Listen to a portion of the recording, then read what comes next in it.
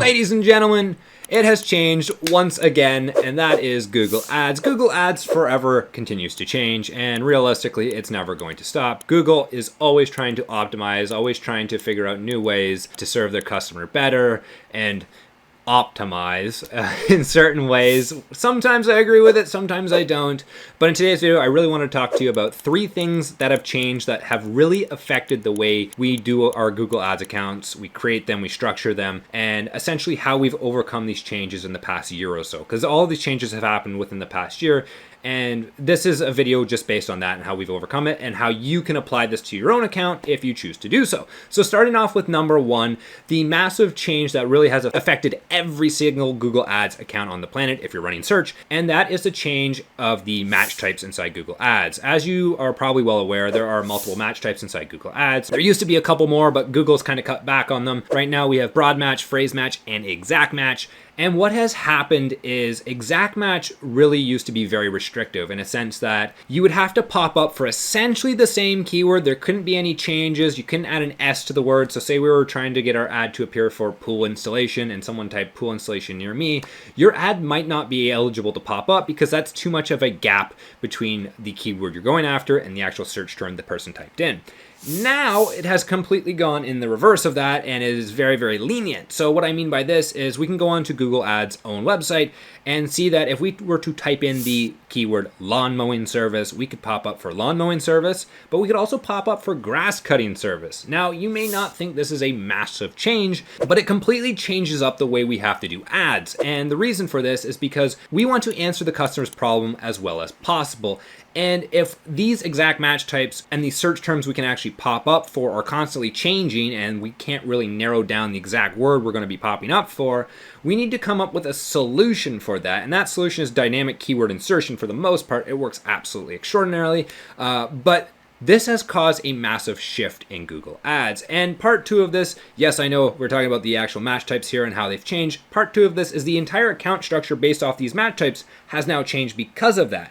So what we have to do now, instead of having a lot of ad groups and having, very, very minute and detailed ads targeting every single different keyword, we only have a few ad groups now with a whole bunch of keywords inside of them so that we can pop up for a lot of different search terms using dynamic keyword insertion. I created an entire video essentially explaining this more in detail and how you can do this in your own account so you can get better results. But this is the massive change that has occurred in Google Ads, and a lot of people just have not seen it and don't understand what to do now. Older people who are using Google Ads, and I still see people using manual CPC and they tell me I'm wrong. They don't know what you're talking about, Matt. You have no idea.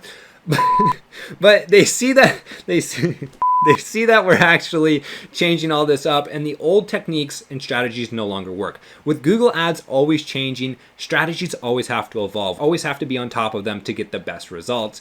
And some people don't always agree with Google Ads changes, and I wanted to show you just a little tweet that I saw and it made me laugh, and it said Google Ads is now making things easier, and this was based on the actual changes coming to broad match. This was like a year or 2 ago, and as you can see, this one person was not happy. Why don't you just get rid of keywords entirely? Then you can just waste our money using them. And I don't completely disagree with that actual tweet. It's just very, very interesting to see the direction Google is going in, and they're not always super transparent with what they're doing and the best way to actually attack it. But this is the best method we've found moving forward.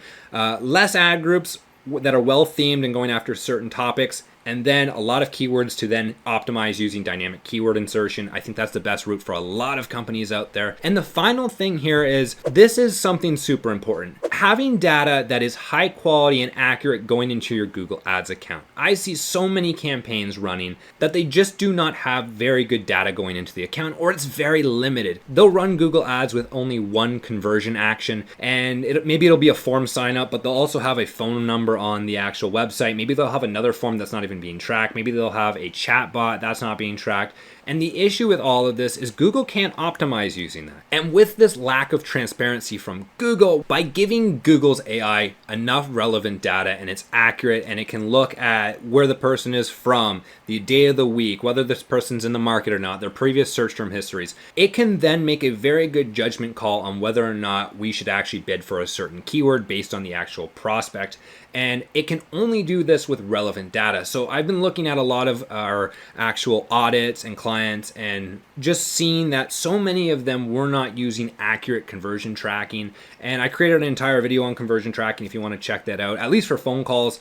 Form submissions are pretty easy to do. But this is something that is super important. You need to have good data inside your account. If you do not, your account is going to suffer the consequences. You're going to have a much higher cost per lead because Google's AI just doesn't know what to do. One of the benefits of Google's AI is it's super, super good at figuring out who is going to actually convert into a customer and who is not going to convert into a customer, but it can't do that unless you provide it the relevant data. And that's where conversion tracking comes in. So you need to make sure that you are actually using this proper conversion tracking. So to sum this entire video up, what should we do?